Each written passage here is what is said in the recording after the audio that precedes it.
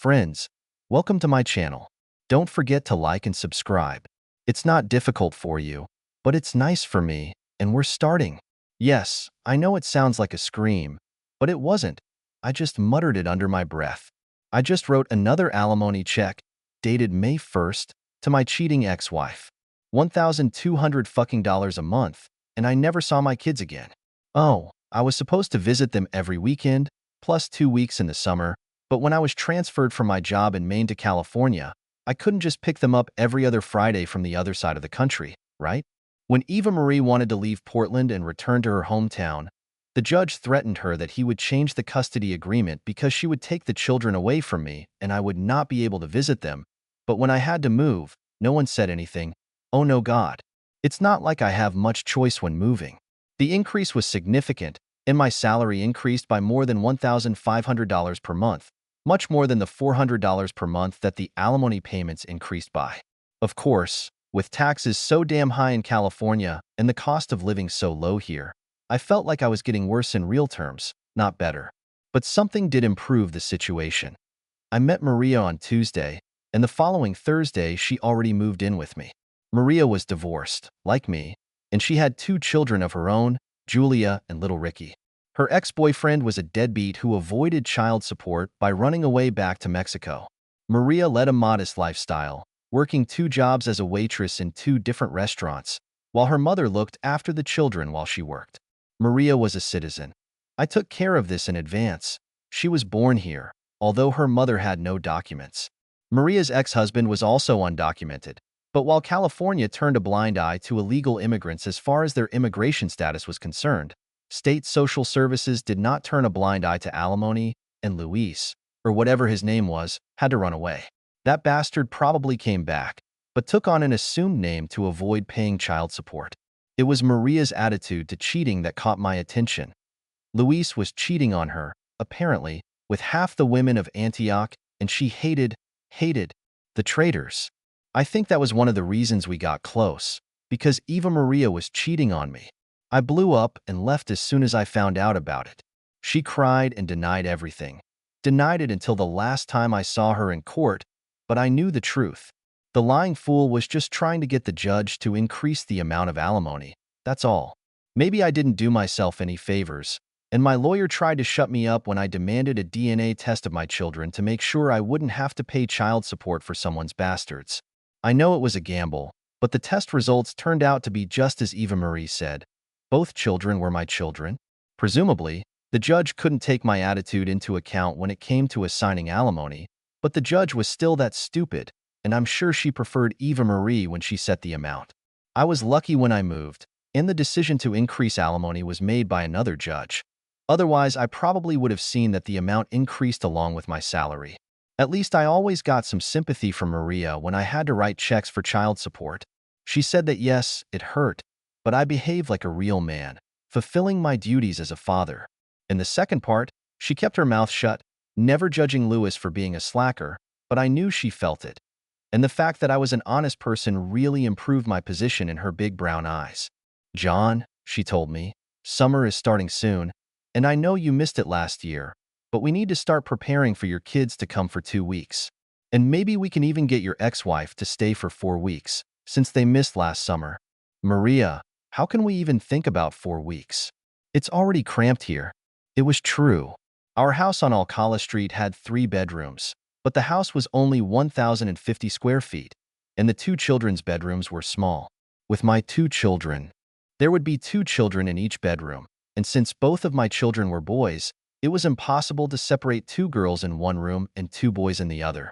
This meant that Julia and Ricky would share a bedroom, and although I hadn't studied the local laws, I assumed that this state didn't approve of children of different genders sharing a bedroom. On the other hand, this is California.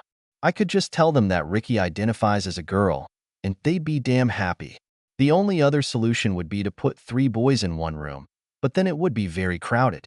It was pretty stressful, and I know my kids were disappointed that things weren't as cool as they were in California, but Antioch is not a coastal city. We were 50 miles from the coast in the San Joaquin Valley, and while it was cool in San Francisco in the summer, it was unbearably hot in Antioch. We managed to go to one beach on the Pacific coast, But the rest of the time, we just went to Contra Loma Lake. I managed to use only 5 days of vacation, working for 5 hours in the morning and resting for half a day after lunch. I didn't even try to offer Eva Marie a 4-week vacation. But I did find out something. My ex-wife didn't invite her lover to stay with us, and apparently they hadn't even met for over a year. Who knows? Maybe he took off as soon as she was free, and his stepfather's duties became a burden to him. Yes, he was man enough to use a married woman, man enough to cuckold me, but not man enough to stay with her. The bastard must have been married himself. I didn't know who he was, except for his name and place of work, and of course, my ex kept claiming that there was no one. Sometimes I wished I'd shot the bastard, but prison definitely wasn't worth it. Sometimes I caught myself thinking that I hoped he had this damn AIDS and he infected Eva Marie, but let's face it, she was the mother of my children, and they depended on her. Dark scars have been left on my soul. I loved my ex, and now I hate her like hell. But now Jerry has told me that his mother is getting married, that she is engaged to some carpenter. It's just damn cool. She had a solid, educated husband, but she gave it all up and stooped to some kind of working-class bastard. This bastard probably voted for Donald fucking Trump. Mike was only 4 years old, so he didn't really understand that his mom was getting married again, but Jerry was 8, and he knew what was going on. This carpenter hadn't moved in with Eva Marie yet, but it wasn't for long. They were just going to sign in court, without much ceremony, and then he would move into a large bedroom. At least we only rented it, not bought it, so I wasn't tied to this bedroom. I wonder if he would get rid of our old royal-sized marital bed or would want to use his new wife in her ex-husband's bed. It brought back dark thoughts about her boyfriend, with whom she cheated on me. If he ever used her in our bed, I've never seen any evidence of it, but my ex was obviously a master of deception. I never saw anything, not a single fucking hint, not a single piece of evidence, and wouldn't have known a damn thing if my old buddy Carl hadn't told me that she was cheating on me. I managed to shake off those dark old thoughts. Eva Marie's wedding reminded me that I had not made an honest woman out of Maria. She was never married to Luis, so there were no divorce papers, and she moved in with me so quickly that we didn't even think about marriage.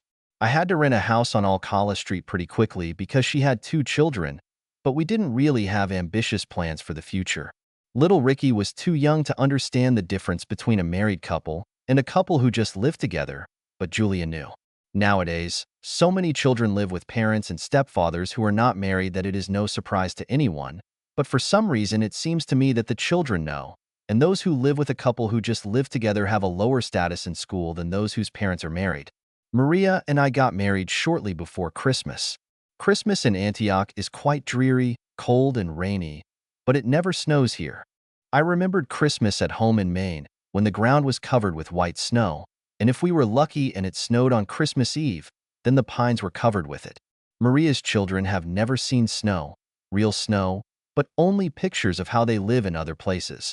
Fortunately, despite my depressed state due to the fact that there is no white Christmas in Antioch, our marriage was not only good news, but also meant that I would get a promotion, which meant more money.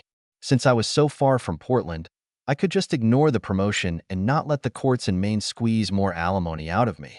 I sent enough money so that the fool and her damn hard-working husband could live on it. They didn't need more. The last thing I wanted was to further subsidize his working class, so that Eva, Maria would not stop realizing that she had fallen one step lower. What I really needed to do was adopt Julia and Ricky. Louis had completely disappeared and wasn't even listed on their birth certificates, so it was pretty simple. They really were my children, who didn't remember the fluid donor who conceived them. I went to the Padre at the Church of the Holy Rosary, where I should have gone but where I had never been, knowing that the church had connections and could help direct people in the right direction to solve government issues concerning families. We talked about my marriage. Maria and I got married in court, where my divorce in Maine didn't cause any problems, but my previous marriage would have been a problem for the church. If Eva Marie and I had married in court, then a simple annulment due to a violation of the form would have been easier. But no. We got married in a Methodist church, and I received permission for this marriage from my local Catholic parish, and the priest was from one of our separated fraternal churches. I could baptize the children, which Mary postponed, but we couldn't receive communion ourselves unless I could get a church annulment. And the church loves money too much and would require some kind of payment, a large, four-figure sum, for this to happen. I still paid large, four-figure sums so that my ex and her working-class husband could live much better than they otherwise would. But if I couldn't afford to annul the marriage, then at least the children understood what my adoption meant to them. They would have a real father. Maybe it should have been, but not in 2004, when all sorts of new family relationships were legalized, but obviously it was, at least among the children. Everything was going so well with us. Thanks to my promotion and the fact that we had more money, we did really radical things, like going out to dinner. The children were normal and healthy, and Ricky showed promise of becoming a good athlete. He played great in the minor leagues, and his coach told me to keep him in baseball. Maybe he has a future there. And so, after 6 years of rent, the owner of our house on Alcala came up to us and asked if we wanted to buy it. He planned to sell it and put it up for sale for $290,000. But if we want to buy it as it is, he can do everything without a realtor, save a lot of money in commissions, and sell it to us for $250,000. Have I already mentioned how crazy housing prices are in California? But $250,000 is a pretty good price for this house in Antioch. If he had sold it out from under our noses, we would have had to look for another place and probably pay so much rent that we would have run into debt. Buying this house was a smart decision. Maria got pregnant. We had been together for 6 years, 3.5 of them were married, and she was 31 years old. I was thrilled.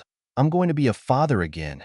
It was the perfect time to buy, and there was enough space in the house to add another bedroom, turning it into a 4-bedroom house, just right for our growing family. I hoped that I would have another son, but Maria refused to have an ultrasound to find out the sex of the child. It's better to leave such things to God's discretion, she said, and surprise the men and women on earth. I probably shouldn't have been surprised to see Eva Marie there. Yes, it was my father's funeral. And yes, it was held in Falmouth Foreside, just north of Portland, and yes, she was the mother of my father's grandchildren. But for some reason, I never expected to see her there. What, was I supposed to expect her to send them there without adult supervision? Or maybe with her grandmother? "Hello, John," was all she said.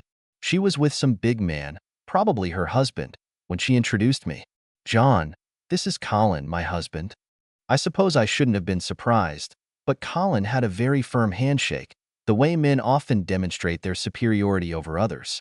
At 190 centimeters tall, I was the same height as him, but he was 18 kilograms heavier than me, and, apparently, it was mostly muscles. Although he was blond, he was still very tanned, probably because he had worked on the streets all his life. I didn't like him right away. Naturally, I kept it to myself when I was talking to my kids. Even though I saw them every summer now, I couldn't get used to how big Jerry and Mike had become, especially Mike. Eva Marie didn't even offer Colin to adopt them, obviously because I was still alive and sending alimony, but it soon became clear. Jerry and Mike were now Colin's children. He was the father, not me. And then there was Duncan, the baby in Eva Marie's arms, her new baby with Colin. I disliked him even more, but at least I didn't have to pay child support for this child. After the funeral, we went to my parents' house on Town Landing Road in Falmouth Foreside. Autumn is coming early on the east coast of Maine, and the leaves have already fallen from the trees. The icy winds from Canada hadn't blown yet, but I still remembered Maine well enough to know they were just around the corner. I sat in the back seat next to my mom as we drove Eva Marie and Colin's SUV back to my mom's house. Jerry and Mike were sitting in the back. "This is our house," Jerry pointed out to me as we drove past a huge colonial-style building. Great, I thought. My $1,200 a month allowed them to settle in this place. There was a white Ford F-250 parked in the driveway with an elegant green and gold inscription on the door, "Emerald Isle Contracting," and Colin right under the driver's side window. That bastard had his own company truck. My parents' house, another white colonial mansion, was only half a mile away. I knew something about real estate prices and estimated that in this city, on the road leading to the Rocky Shore, it cost about $1 million. Hell, the Portland Yacht Club was just around the corner. My father inherited this house from his parents in the late 60s and paid almost nothing for it. I was their only surviving child, so yes, I assumed that I would inherit that colonial house when Mom died. The wind was starting to pick up when Colin's phone rang. I only heard part of his conversation, but it was obvious that something had gone wrong at the construction site. He apologized, kissed Eva Marie, "Foo, right in front of my eyes, you bastard," and he went out the door. Other people came, and unsurprisingly, they all brought food with them. There was enough food to feed a small army. It wasn't so much dinner at the table, but everyone who took the plates and walked around eating the food. However, no one was eating in Mom's living room. It was just indecent. I was full of potato salad, beef brisket, and raw vegetables with ranch dressing, so I poured myself a whiskey and water and went out into the backyard. I needed a break from the noise. I stood there, looking from the edge of the hill at the roofs of the houses located down the road leading down to the gray Atlantic Ocean stretching in the distance. Mom's house was less than a kilometer from the coast. "John," I heard, and turned to see Eva Marie standing there with a cup of coffee in her hands, as if trying to warm her fingers. I asked her, returning to the old habit of not adding Marie. I think I was the only one who did that. "We're fine, John." I noticed that she said they were fine, not just that she was fine. Colin's construction company is really busy, and the boys are doing great at school. "What? Colin's construction company? I thought he was just a carpenter, not a fucking business owner." "What about you?" She continued. "Oh, pretty good. Maria and I have bought a house and are expecting another child. I'm doing well at work, so we can add another room to the baby's birth." "That's great, John. I'm happy for you." My ex sat on a concrete bench in the backyard, which overlooked the descent to the gray water. She looked down at her feet and then raised her head again and said, "You should have believed me." "Did you believe her?" "In what?" "In her novel." "Why is that?" "I knew about Mario. I knew you were making love to him, making love to your boss." My anger, which had never been deeply hidden, began to boil up again. "No, you know what that idiot Carl told you. That's all you knew. And you got so mad about it that you didn't listen to anyone. You had no other evidence, because there was none, there was no affair. Stupid. Carl told you this shit because he wanted to get into my pants, and I wasn't going to let him. He made it up, and you fell for it. Well, now I have a better husband, a better lover, and someone who trusts and loves me." With these words, Eva Marie got up and went back into the house. The flight to Auckland was long, and Maria had to be at work when the plane finally landed. I left the car in a long-term parking lot, so I didn't need her to come and pick me up. It's a long drive from Oakland to Antioch via Pittsburgh, so there's no point in pulling her out. The ride was too long. I had too much time to think, and the guy next to me was silent, which was good. I can't just skip my father's funeral, but I really regret going. Seeing Eva Marie was like a dagger to the heart, and her words that Colin was the best husband and the best lover were an additional blow. The hardworking carpenter turned out to be not just a business owner, but a very successful business owner engaged in luxury repairs in some coastal homes in southeastern Maine. Their house on Town Landing Road was his home before she met him. But what the fuck? I also had a wonderful wife, 2 wonderful adopted children, and another one who was supposed to be my son on the way. The way Jerry and Mike treated their stepfather helped. I wouldn't have missed them nearly as much, knowing that they didn't really miss me anymore, didn't think of me as their father.